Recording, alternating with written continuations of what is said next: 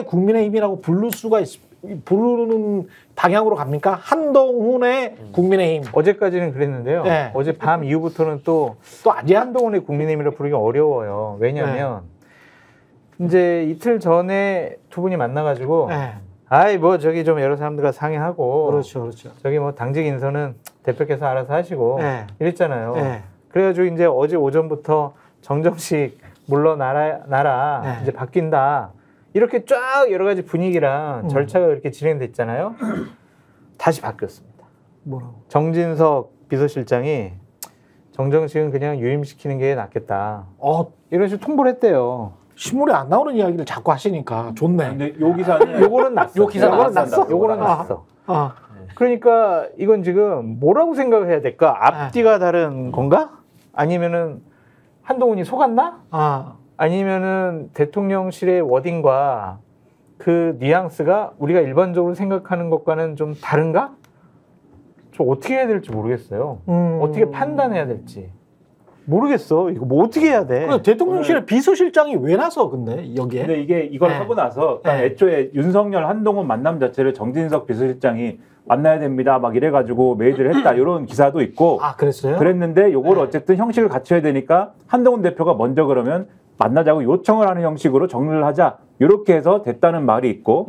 그 다음에 끝나고 나서 이제 또 한동훈 위원장하고 그 다음에 뭐 이 누굽니까 원내대표하고 비서실장하고 이렇게 만나서 뭐 밥을 먹었든지 그랬다는 거 아닙니까? 이 자리에서 얘기가 오갔는데 그 자리에서 정점식은 뭐 유임을 하든지 뭐 이렇게 합시다라는 게 사실은 요 친윤 쪽의 어떤 요구였는데 한동훈 대표가 아니 난 바꿀 겁니다 이렇게 우겼다는 거고 요런 상황들에 대해서 오늘 이준석 의원이 하여튼 약방의 감초잖아요. 이준석 의원이 라디오에서 이렇게 평을 했어요. CBS에서 제대로 말했대. 이게 이게 어떤 상황이냐. 분명히 앞에서는 100년에 한 번 나올 만한 대표라고 해놓고 뒤에서는 이 XX 저 XX라고 못할 땡땡으로 그렇게 얘기한 거랑 똑같다. 그러니까 또 이제 윤석열 대통령 스타일 안 변하고 똑같이 되는 거다. 이렇게 얘기를 하고 있습니다. 근데 한동훈에 대해서도 눈치 보지 말고 그냥 정책위원장 임명해라. 내가 돈 받고 컨설팅을 해준다면 그냥 임명해버리면 된다.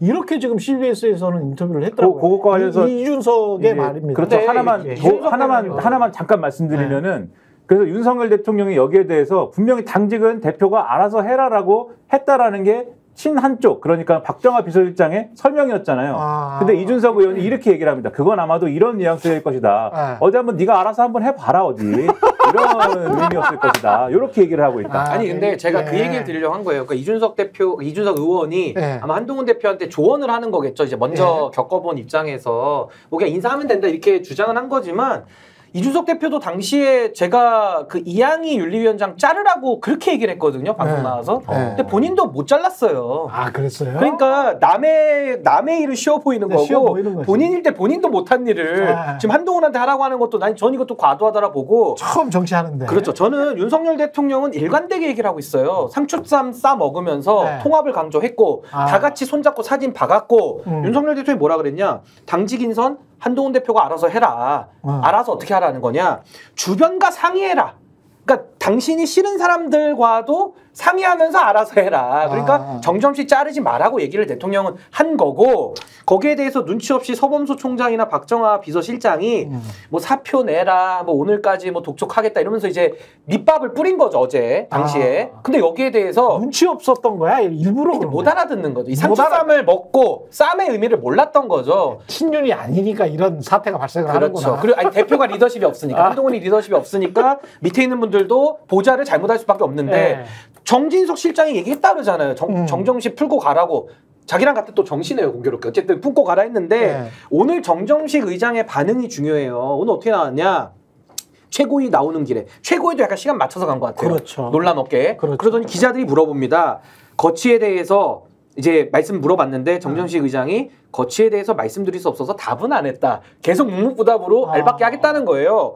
그러더니 기자들이 계속 물어봅니다. 임기에 대해서 신임 지도부의 자진 사퇴 판을 마련했는데 여기에 대해서 점점점밖에 없습니다. 그러니까 정정식 의장은 그냥 자기는 행동으로서 말을 하고 있는 거예요. 대통령도 말을 했고 정진석 비서실장도 어제 단독 기사가 나갔고 유임해라. 그리고 정점식 의장도 계속 출근하겠다는 거거든요. 뭐가 더 필요하죠? 근데 여기에 대해서 한동훈 대표가 결단력이 우선 없고 그리고 정정식 의장을 잘라도 문제가 뭐냐면은 당원에 어떻게 돼 있냐면 원내대표 추경호와 상의해서 협의해가지고 의총에 추인해 받게 돼 있어요. 의장을 임명하려면. 추인이 안 나오는 거예요 지금 의원들 의총에서 사이에서. 의총에서 지워버리겠다는 게 친윤의 지금 스탠스. 이게 중요한 거예요. 자른다고 하더라도 잘라도 임명을 못해. 그럼 지금 수도권에 이게 지금 송석준 의원 정도밖에 없거든요. 예. 정책을 다룰 수 있는 사람이. 그렇죠. 그럼 이분을 갖다가 앉혀놔도 영남 기득권이 80% 90%가 영남 기득권 아닙니까? 추인이 안 나와요. 그러니까 못 자르는 거예요. 그러니까 당장학을 못한 한동훈 대표의 고심만 깊어가고 있다. 요게 저는 본질이라고 봅니다. 손석준도 뭐 못지않은 모순. 추인이 안 돼, 추인이요. 못지않은 모순데 제가 알기에는. 그러니까 정정식 의장이 버티기 들어가죠. 왜? 임명도 못 하는데 못 버틸 이유가 뭐가 있습니까? 추인을 못 받는데. 그럼 김재원이 이렇게 말한 거는 뭐예요? 나는 친윤 정도고 한동훈은 내가 친윤이면 한동훈은 친친윤이다. 이렇게 말한 거는 뭡니까? 나는 오늘 얘기했어요? 예. 오늘 얘기한 이유는 뭐냐면 독대를 했잖아요. 예. 그러니까 이제 한동훈 눈치를 보는 거예요. 그거죠? 네. 아. 그 전하고 독대하기 전과 독대하기 후에 김재원의 발언 내용은 달라요. 또 저쪽으로 넘어가나 권력이? 그렇죠. 이제 눈치 보기 이제 하는 거죠. 이제 양쪽 다 칭찬. 화해했나 이렇게 보는 거죠. 풍향계다 권력의 풍향계. 김재원 최고의 이 말을 왔다 갔다 하는 걸 보면 이게 바로 알 수 있어. 또 하나의 리트머스 하나 또 있습니다. 배현진이라고. 배현진 김재원은 그 골프할 때 이렇게 바람 잔디 하잖아요. 요거랑 비슷합니다. 권력의 풍향계가 이렇게 하면 요로 가나? 줄을 제일 먼저 잘 씁니다. 그렇습니다. 그러니까 쉽게 바람이 불기 전에 그냥 바로 누워버리니까. 그렇죠. 쉽게 윤석열 대통령이 한동훈 대표를 인정을 안 해줄 거라는 건 사실 아까도 말씀하셨지만 고기 먹을 때부터 예정이 됐던 거예요. 난 해줄 줄 알았다고. 나는 해줄 줄 알았다고. 그때 분명히 뭐라고 했습니까? 한동훈 대표 외롭게 하지 말라고 그러지 않았습니까? 주변과 상의하라고. 네? 그 외롭게 하지 말라고 그랬잖아요, 분명히. 근데 지금 한동훈 대표가 정정식 정책의장 교체에 나서면 어떻게 됩니까? 외로워지지 않습니까? 아니 외로워지지 말라고 그랬는데 외로워지겠다고 스스로 하면 어떻게 합니까? 혼나는 거예요. 왜 외로워져? 다 너는. 동훈이 너는 왜 외로워지냐? 내가 분명히 외로워지지 말라고 그랬는데 혼나는 거예요, 이제. 손 다 잡았잖아요. 손도 다 잡았어요. 사진 나와 있어요. 외로워지지 말라고 그랬잖아, 분명히. 이렇게 혼나는 겁니다. 집에서 혼자 놀지 말라 그랬잖아. 뭐 이런 건데. 너희 친한 애들끼리만 놀지 말라고 그랬잖아. 외톨이 되지 말라. 사회성 가지고 사귀라 그랬잖아. 정점식하고도 사귀고 정책의장 더 하면서. 술도 많이 먹으라 그랬잖아. 술 여기저기 다니면서 술 먹을 일이 많으니까 넌 술을 못하지만 그래도 상가집도 다니고 그러라 그랬잖아. 외롭게 다니지 말라고. 장관님이 보수 같으시네. 아주 정확하게 판단하고 계시네. 아니 그냥 저기 웃겨서 하는 얘기죠. 이게 뭡니까 이게 지금. 근데 저는 한동훈 당대표는 이준석, 김기현과는 좀 다른 반응을 보일 것 같아요. 수그리지 않을 것 같아요. 한판 붙을 것 같다. 그런 생각이 들어요. 그러면 저 사임시켜? 한동훈이요? 한동훈. 사임시켜 정점식을? 그럴 가능성이 높은 것 같아요. 왜냐면 어제까지 분위기를 보면 안 바꿀 수가 없다. 바꿔야 한다. 여기서 밀리면은 우리가 당대표로서 리더십과 지도력을 발휘할 수가 없다. 그럴 것 같아. 이건 밀리면 안 된다. 이건 끝장을 봐야 된다. 숫자로도 4대4 싸움이고 정책위 의장에 따라서 누가 5대4가 되느냐의 싸움이거든요. 이게 지금. 근데 이제 이렇게 되면은 두 가지 방법이 있죠. 뭐야 이거 진짜 한판 붙자. 윤통은 이제 얘기 안 해. 뭐 이럴 수 있고. 아니다. 그래도 내가 대통령 부부를 만나가지고 더 한 번 더 설득을 해야 되겠다. 그래서 내가 원하는 대로 방향을 좀 풀어야 되겠다. 그렇게 생각할 수가 있을 것 같아요. 그런데 기본적으로 한동훈 당 대표도 윤석열 대통령 부부와 나눈 여러 가지 문자가 있잖아요.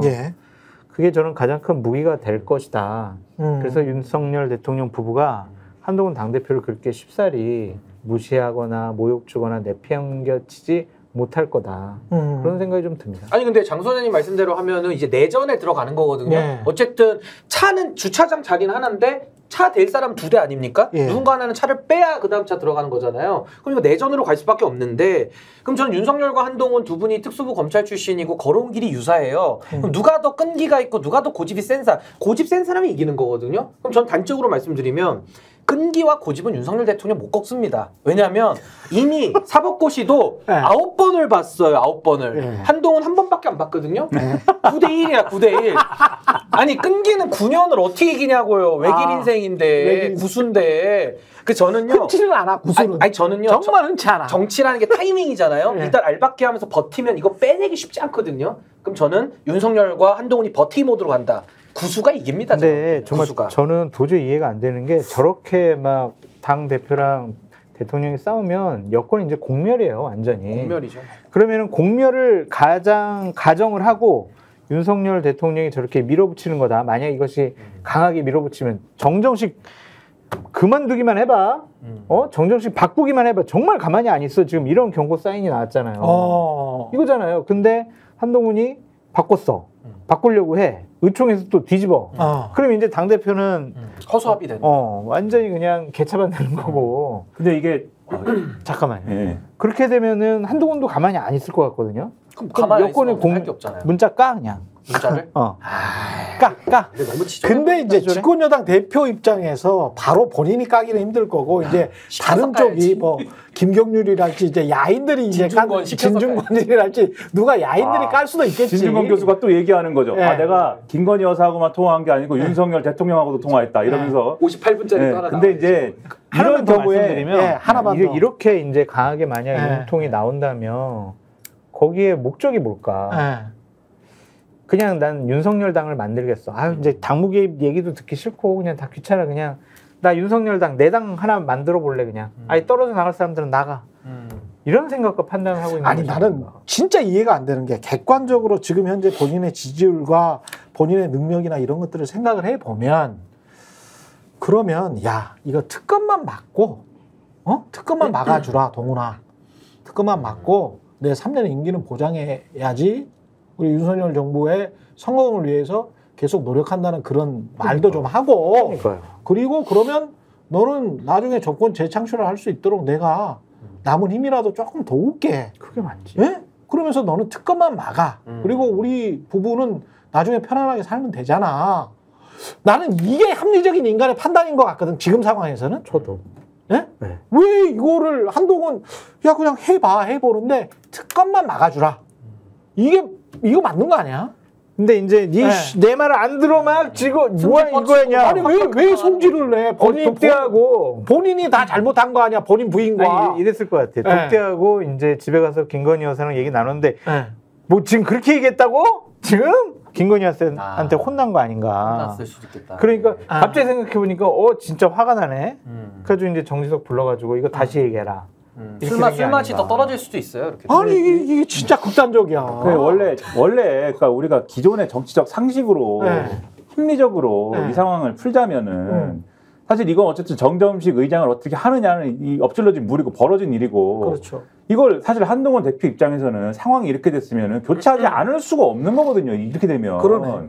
교체하지 않으면 당장 그러면은 체면 문제다. 체면 문제. 그렇죠. 장성철 소장님 말씀하신 대로 이거 한동훈 대표 시작하자마자 굽히고 들어갔고 이제 전당대회에서 이렇게 당선될 의미가 없네. 바로 이렇게 되는 것이기 때문에 교체할 수밖에 없는데 교체를 하면서 그럼 어느 정도 용산의 의향을 그것도 어느 정도 반영해서 딱 봤을 때 이 사람이 어떤 사람인지 애매한 사람으로 바꾸는 거죠.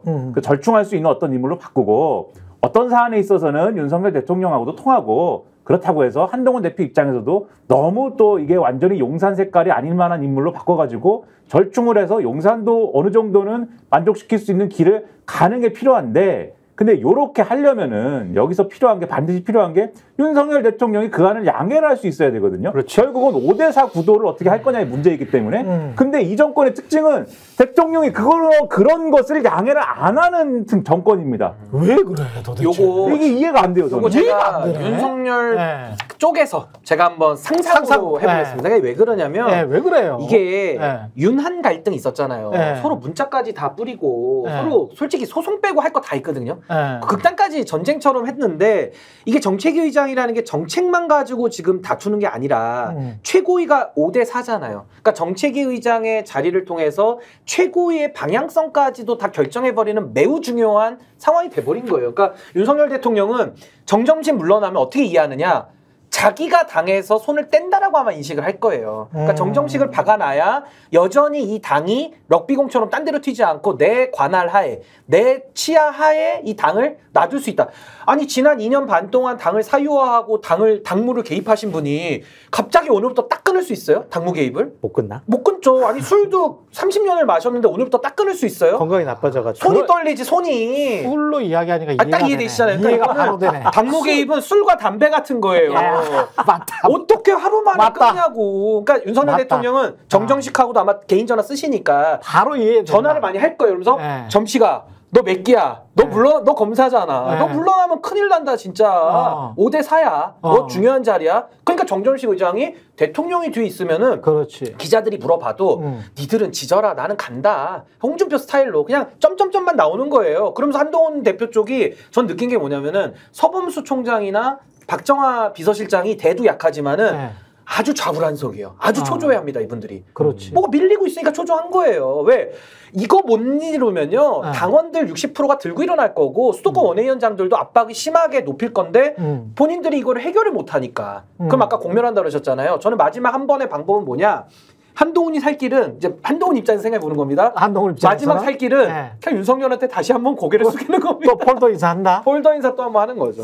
네. 그 방법도 있네. 그럼 공멸을 면할 수 있으니까 폴더 인사로. 네. 그 삼전도의 굴욕 비슷하게 아니 가는 거예요. 그러면 당 대표로서는 허수아비고 네. 대권 후보 차기 지도자에서도 탈락하는 거죠.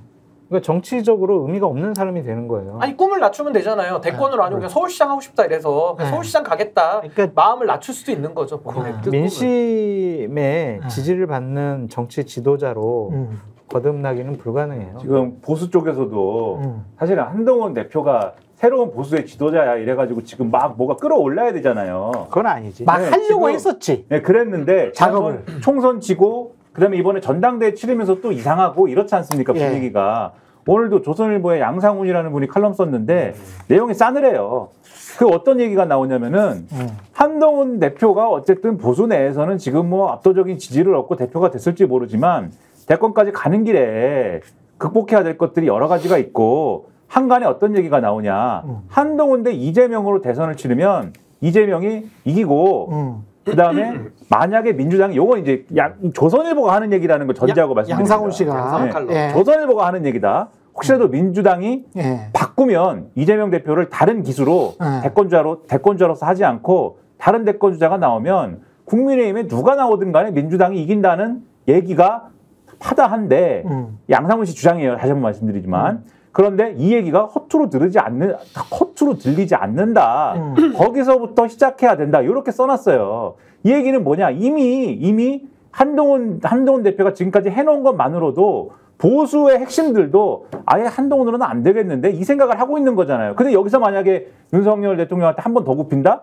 그럼 어떻게 되겠습니까? 바로 끝나는 거거든요. 한동훈 대표는. 그래서 갈 수밖에 없는 거고 간다고 하는데 장성철 소장님 말씀하신 것처럼 이게 만약에 이 내전으로 불거진다라고 하면은 공멸인 거잖아요. 또. 그러니까 사실은 딜레마적 상황인데 그래서 합리적으로 보면은 윤석열 대통령이 여기서 합리적인 태도를 보이면 절충을 하면은 오히려 아까 5대4 구도에서 내가 당에 대한 주도권이 이렇게 된다. 이게 아니고 과거의 사례를 보면 대통령은 아직 임기 반환점을 안 돈 거잖아요. 아직도 안 돌았어? 그렇잖아요. 반이 안 지난 거잖아요. 문제야 그거 임기 반환점은. 임기가 10월.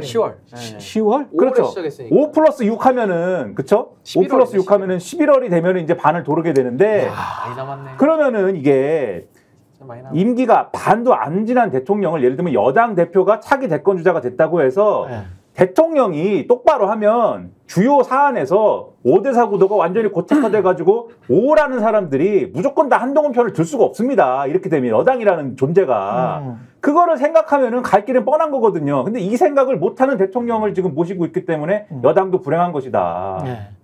대통령을 2명을 모시는 것 같아가지고 어느 장단에 춤을 춰야 될지를 또 모르니까. 그래서 제가 계속 방송에 나와서 얘기했던 게 뭐냐면 죄송합니다. 윤석열 대통령 부부를 만나라. 왜 김씨가 나와요 거기서? 김건희 여사 부부라고 할 뻔했어요. 지금 영부인이 아니라 영부남이라는 얘기가 있던데 윤석열 대통령. 그래서 영부남. 윤석열 대통령과 만나가지고 독대에서 여러 가지 풀더라도 김건희 여사가 이건 아닌 것 같아라고 하면 그 영향을 윤석열 대통령이 받을 수밖에 없다. 윤석열 대통령 설득하는 것보다 오히려 더 김건희 여사를 설득을 하고 그 감정의 골을 푸는 것이 훨씬 더 중요하다고 얘기했거든요. 근데 김건희 여사를 설득할 수가 없는 게 김건희 여사가 범죄를 저지른 것 같잖아. 중대범죄 혐의죠. 네, 중대범죄 혐의가 있잖아요. 기올백에서 드러난 거는 빙산의 일각이고 그 양반의 행태는 도이치모터스 주가 조작에서 굉장히 많이 아주 명명백백해요. 제가 텍스트로 2번이나 지금 썼거든요. 봤어요. 예, 텍스트로 2번이나 썼는데 자세히 썼어요. 왜? 한 번 고소하려면 고소해봐라. 예? 내가 팩트로만 한 번 쓰고 팩트와 정황으로만 쓸 테니까 니들 생각에 이게 부당하다라고 생각하면 고소해봐. 라는 마음으로 제가 썼어요. 아무 소리도 못하대. 아무 소리도 못해. 그 한동훈 대표가 네. 그거를 모를 리가 없지 않습니까? 그죠? 나경원을 보면은 공소 취소가 생각나는 분이에요. 그렇지. 그러니까 평생 누구를 보면은 얘는 무슨 범죄다라는 거를 찾아내기 위해서 노력해온 분이지 않습니까? 그렇죠. 누구 딱 보면은 아 얘는 예를 들면 직권남용. 그렇지. 누구 딱 보면은 얘는 예를 들면 주가조작. 주가조작 이렇게 떠올려온 사람인데 김건희 여사 딱 보면 최소한 죄목이 한 5개에서 10개는 생각날 거거든요. 그렇죠. 그런 분이 사실 김건희 여사하고 풀 수 있을까? 그 태도를 바꾸지 못하면 검사의 티를 벗지 못하면은 사실 그거는 이루어지기 어려운 꿈일 텐데 아직 검사의 티를 못 벗었다는 게 전당대회를 통해서 확인됐다. 아니, 그렇게 되면은 이제 당 대표로서 제대로 된 리더십을 발휘할 수가 없다니까요. 가만히 안 있을 거예요. 현아는 지금 저 얼마 시간이 안 남아서 오늘이 8월 1일이에요. 8월 1일. 근데 경로했다는 그날이 7월 31일 어제였어요. 네. 1년이 지났습니다. 최상명 순직 사건에 대한 수사 외압이 대통령실 800-7070으로부터 있었다. 그래서 지금 증거를 기록을 다 보존을 하기 위해서 박정훈 대령 변호인 측에서는 윤석열 대통령 김건희 여사까지 다 포함해서 휴대전화, 통신 기록, 그거 증거 보존을 좀 해달라고 법원에 신청을 했거든요. 800에 7070까지. 800에 7070까지. 이거가 법원에서 만약에 받아진다면 저는 이거는 계속 뭐 그래가지고 뭐 법원에서 근데 최소한 증거 뭐 기록 보존은 해줄 것 같아. 그러면 이거는 끝나지 않는 거예요. 이게 임성근 사단장이 뭐 물러나고 뭐 어떻게 한다고 할지라도 명예 전역 지금 신청했지 않습니까? 대충 그렇게 해가지고 지금 그 뭐랄까요? 그 이렇게 살인 사건이 났는데 영화 보면 그 위에다 시멘트로 발라버리는 그 작업을 지금 하고 있는 것 같거든요. 예? 그냥 흙만 덮는 게 아니고 그 위에다 시멘트로 발라버리는 그런 작업. 근데 국기문란 사안은요 이게 덮일 수가 없어요. 왜냐하면 권력이 개입한 거기 때문에 어쨌든 권력은 교체되지 않습니까? 그렇죠. 그러니까 이거는 덮을 수가 없다라는 게 핵심이고 과거에도 BBK는 권력형 범죄가 아니라 개인 범죄인데도 그렇죠. 그게 10년 덮여 있다가 특검해가지고 이명박 대통령 구속됐거든요. 그러니까 못 덮어요 우리나라가 이제는. 그래서 저는 이 사안은 국기문란 사안, 그러니까 국가 권력이 조직적으로 동원돼서 한 사안이기 때문에 저는 반드시 진실로 접근할 수는 있다. 근데 그게 이제 윤석열 정권 임기 내에 들어오느냐 아니면 그 임기 끝나고 밝혀지느냐는 좀 두고 봐야 되겠죠. 그렇지. 그리고 이 명예 전역이 이건 조금 다른 얘기일 텐데 명예 전역이 될 거냐도 사실 모르겠어요. 자기들끼리 그래서 손발도 안 맞는 것 같아요. 아니 경찰이 일단 불송치 결정을 했잖아요. 경북경찰청에서. 그러니까 임성근이 이제 그거 들고 나오겠지. 검찰로 넘어갔잖아요. 그런데 신원식 국방부 장관이 물어봤어요. 국회에서 이거를. 물어봤는데 이렇게 얘기를 했습니다. 원칙적으로 조사나 수사 대상인 사람은 명예 전역이 안 되는 게 원칙이다. 그래서 해군에서 심사를 해도 이게 쉽지 않을 거다라고 얘기를 하면서 경찰에서는 불기소 처분이 됐지만 공수처 고발이 계속되고 있는 상황이다. 그래서 해군본부에서 심사하더라도 법에 의해서 명예 전역은 쉽지 않다고 생각한다. 국방부 장관이 이렇게 얘기를 하고 신장관이 그다음에 이 자리에서 지적된 것 중에 하나가 징계 없이 지금 정책 연수를 받고 있는 상황이 돼 있지 않습니까? 맞아요. 정책 연수야. 이 징계가 없어 지금 이 그렇죠. 양반이. 근데 군 인사법에 보면은 군인으로서 위탁 교육이나 그 밖에 교육을 받은 사람은 의무복무기간에 가산하에 복무한다 뭐 이렇게 돼 있는데 아 맞다 그거 있다. 그래서 이것까지 이제 포함해서 보면은 요 부분이 걸림돌이 명예전역의 걸림돌이 될 수가 있다 이런 주장도 있어서 그래서 당장 명예전역은 쉽지 않다. 다만 공수처가 예를 들면 면죄부를 주고 그다음에 일정 기간이 또 지나면 혹시 그때 가면 모르겠는데 당장은 어렵다. 일단 이렇게 얘기하는 것 같습니다. 아니 그래서 저도 지금 그 박정훈 대령 사건 지금 1년 돼가고 있잖아요. 저는 제2, 제3의 박정훈 대령이 쏟아져 나올 것이다. 이렇게 예상을 하고 있는데 아니나 다를까 이종호 씨 관련돼 가지고 막 문제제기 되다가 지금 백혜룡 경정 얘기까지 나오잖아요. 경찰 수사 외압 문제가. 그러니까 넓게 보면은 다 지금 이종호 씨 연관성이 좀 있는 사안들로 지금 밝혀져 가고 있어요. 그래서 저는 앞으로도 이 사람들이 만약 국가기관의 개입을 한 군데만 하진 않았을 거 아니에요. 그렇다면 제2, 제3의 박정훈 대령 또 백혜룡 경정 같은 분들이 더 나올 것이다. 그래서 저는 그렇게 되면은 이 윤석열 정부에도 당연히 타격이 큰 것이고 저는 이 진실이 언제까지 묻을 수 있는 건 아니다. 저 그렇게 생각합니다. 묻기는커녕 당장 다 고구마주기처럼 나오지 않습니까? 폭발하겠죠. 그리고 잡아와야 돼요. 중요한 우리가 지금 착하고 우리가 상기해야 할 점이 최상병 유족 측이 임 전 사단장을 혐의 없음으로 불송치한 경북경찰청 이 결정에 불만을 제기하고 이의를 제기하면서 신청서를 제출을 했습니다. 그래서 이제 검찰에 이제 송치가 된 거죠. 그러니까 이제 최상병 유족 측이 가만히 있지 않는다. 요거는 진실을 밝혀야 되기 때문에 진실을 밝히는 과정에서 임성근이 책임이 있는지 없는지를 다시 한번 좀 수사를 해보라. 맞습니다. 유족 측이 그렇게 문제 제기를 했기 때문에 이런 사건은 쉽지 않습니다. 아니, 그러니까 저는 자꾸 국민의힘에서 수사 외압 문제와 최혜병의 죽음에 관한 진실을 규정하는 문제가 별개다라고 자꾸 이야기를 하는데 별개일 수가 없는 게요. 별개일 수가 없죠. 아니 수사 외압을 그 최혜병 사건에 대해서 한 거예요. 그렇죠. 그러면 수사 외압이 있었다 그러면 논리 필요 이거는 더하기 빼기 산수 그냥 논리거든요. 수사 외압을 가했다. 그럼 당연히 최혜병 사건에 대한 죽음의 진실을 못 밝히는 거예요. 그렇죠. 그러니까 연동된 문제인데 이걸 자꾸 분리해가지고 자꾸 잔머리를 쓰니까 당연히 최혜병의 유족들은 가슴이 아프고 너무 답답하신 거죠. 가장 지금 대한민국에서 힘드실 거예요. 거기다가 이제 발을 푹 담궈버린 게 회수한 다음에 집단항명으로 그 다음에는 항명으로 바꾸기는 했지만 박정훈 대령을 기소를 하고 군사법원에서 재판 중이잖아요. 이걸 사실 대통령실이나 지금 국방부 입장에서는 그때 기소하지 말고 적절하게 그냥 넘어갈 걸 이렇게 생각할 거라고. 왜냐하면 재판 중인 사안이기 때문에 이거 빠져나올 수가 없어. 그럼요. 그리고 박정훈 대령 변호인 측에서는 야 기소 유지해 공소 유지해 그 이야기를 계속했거든요. 사건 초기부터 자신이 있다는 이야기. 그러니까 나경원 의원하고 좀 다른 입장이에요. 나경원 의원 좀 공소 취소를 막 요청을 했어요. 공소 취소가 여기는 공소 취소하지 말라. 공소 취소하지 마. 너희들 공소 취소하지 마. 들어왔어. 나경원 의원하고 좀 다른. 링으로 들어왔기 때문에 여기서 붙으면 너희들 죽어 이제. 그러니까 지금 이렇게 이야기하는 거예요. 이상한 게 나오는 거 아닙니까? 지금 이 내부 문서를 보면 수사단 내부 문서를 보면은.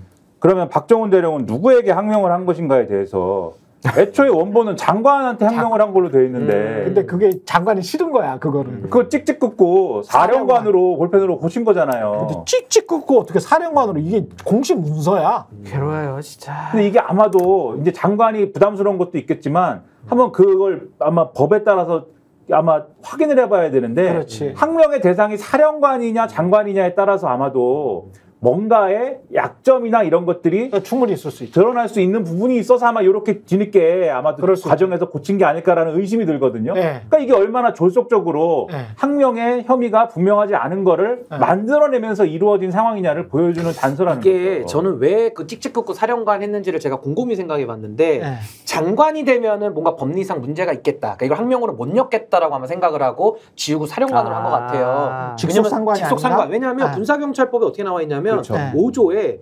군사경찰을, 그러니까 박정훈 대령이죠. 군사경찰 부대가 설치되어 있는 부대의 장의 지휘감독하에 다음 직무를 수행한다는 거예요. 장 김계한이네. 김계한이니까 이거를 짜맞추려다 보니까 원래는 장관으로 그냥 넣어가지고 보고서를 써서 진행을 했다가 야 아니다 군사경찰법에는 부대장으로 돼 있다. 야 지워 사령관 김계환 요거 아닌가 싶어요. 제가 볼 때는 군사경찰법 5조.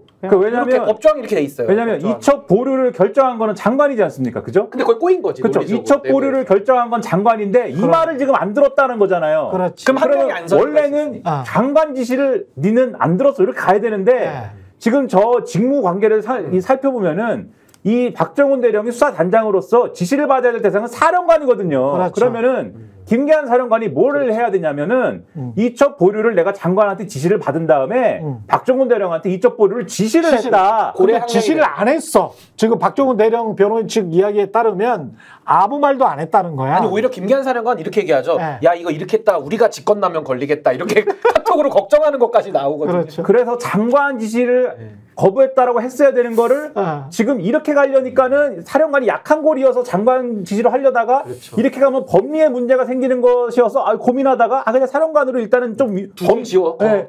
이게 정황상으로는 약간 약점이 있지만 법리상으로 완벽한 걸로 가자. 사령관으로 간 거다 지금. 아니 그래서 저는 이런 것도 유재은 법무관리관이 아마 진실을 알고 있다고 봐요. 법률 검토를 한 2시간 해보니까 요거는 그냥 찾아보면 아는 거예요. 그렇지. 군사경찰법 5조에 나와 있어요. 그래서 김계한으로 지휘감독자가 돼 있어요. 그리고 이 경우는 김계한 사령관만 단돌이 하면 되거든요. 지시했다고 하자. 명령했다고 하자. 여기까지 최경영의 정치본색 장성철 공론센터 소장 신인규 정당 바로 세우기 대표 김민하 시사평론가였습니다. 고맙습니다. 감사합니다. 내일 다시 촬영하겠습니다. 고맙습니다.